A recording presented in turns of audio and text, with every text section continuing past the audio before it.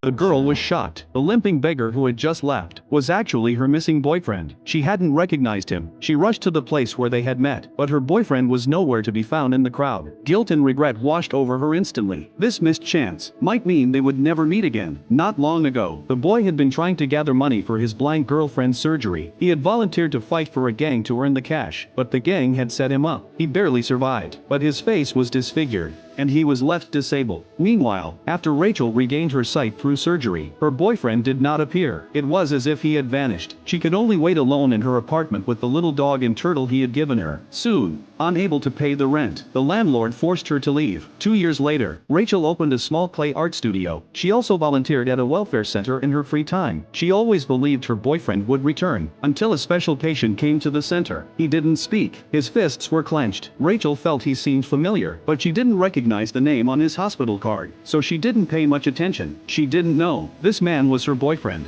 John. John had changed his name, so she wouldn't recognize him. At that moment, he was holding back his grief until he saw Jinghua leave. He finally opened his fists. Inside was the smooth stone Rachel had given him. He knew if he got close to Rachel now, he would only hurt her, so he decided to disappear from her life completely. When Rachel went out, he quietly entered her studio. He took the little turtle, a symbol of their love, but he hadn't gone far. The little dog leapt at him because it recognized him. Rachel quickly helped him up. He remained silent, then limped away. The dog kept barking. Rachel found it strange, but she didn't think much of it. When she returned to the studio, she discovered the little turtle John had given her was gone. Recalling the dog's strange behavior, she had a terrible suspicion. She asked the shop clerk anxiously, 혹시